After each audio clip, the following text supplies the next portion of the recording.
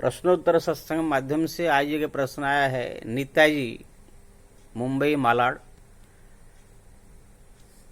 उनका प्रश्न है कि बच्चे और पति मेरे बात नहीं मानते हैं, अपने मनमानी करते हैं, मेरे को कुछ समझते नहीं है। कोई उपाय बताए जिससे कि मेरे कहने के अनुसार पति और बच्चे सब चले। श्री राम। देखिए नेताजी, कोई व्यक्ति कहार बात कथा, कोई व्यक्ति किसकी बात अगर मानता है तो उसको सम्मान देता है, उसको आदर करता है, उसके प्रति प्रेम हो तब उसकी बात मानता है। इसलिए आप ऐसे व्यवहार कीजिए जिससे कि उनका आपके प्रति प्रेम जगे। दुनिया में किसी को भी बस में करने का, निज निर्देश अनुसार चलाने के लिए प्रेम एक बहुत बड़ा साधन है। किसी को भी आप बस में कर सकते हैं। कौवा न किसी का धन हरे, कोयल न किसी को देत, मधुर वाणी बोल के सब अपने कर ले।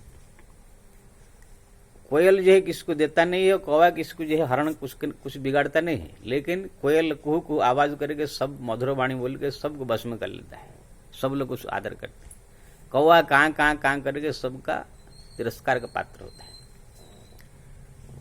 इसलिए अपने मधुर वाणी द्वारा, व्यवहार द्वारा आप जो है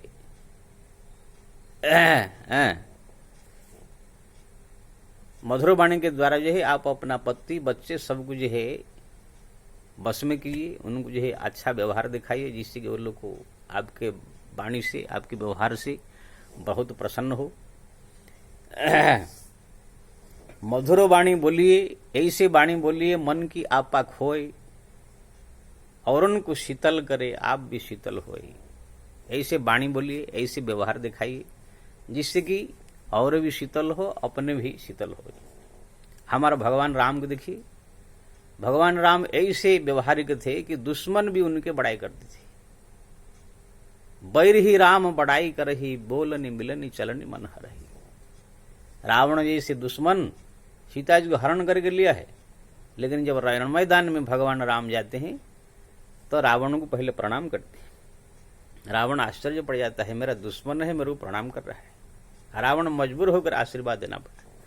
लखन को जब बोले भगवान राम कि आप भी प्रणाम करो, उन्होंने कहा है ये दुष्ट को प्रणाम नहीं करेंगे। तो भगवान ने कहा वो दृष्टा में अलग जगह है, लेकिन हमारे से बुजुर्ग है, ब्राह्मण है, इसलिए उनको प्रणाम करना हमारा फर्ज है।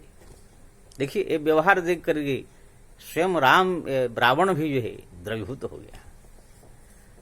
अयोध्या में भी बैर ही राम बड़ाई करई, इसलिए कहा गया बोलनी चलनी मिलनी मन हरई।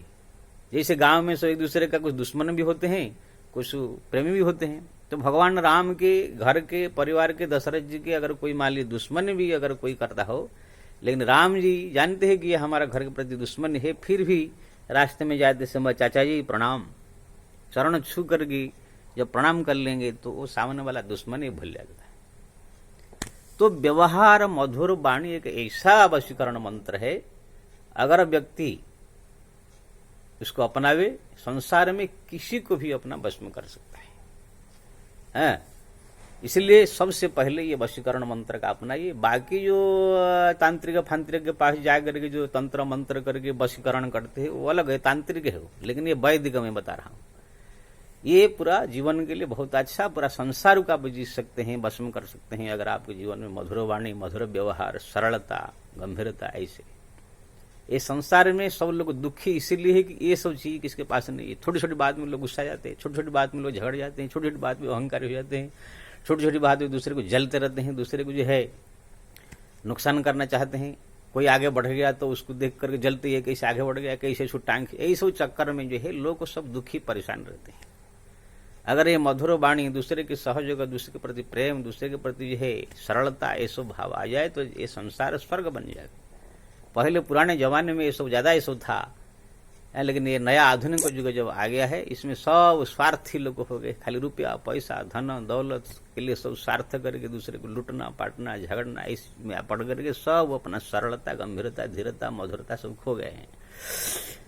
इसलिए आप अगर अपने घर में सबको बस में करना चाहते हैं, बच्चे पति सबको प्रेम से बात कीजिए, व्यवहार भी बात कीजिए, वो लोग कुछ कह दे थोड़ा सहन कीजिए, धीरे धीरे धीरे धीरे आप देखेंगे आपके बस में हो जाएंगे, आप जैसे कहेंगे फिर आपकी बात मानेंगे। ये सबसे बड़ा अच्छा रास्ता मैं आपको बताया, इसको अपनाइए, जीवन आपका भी सुखी हो जाएगा। जय श्री राम।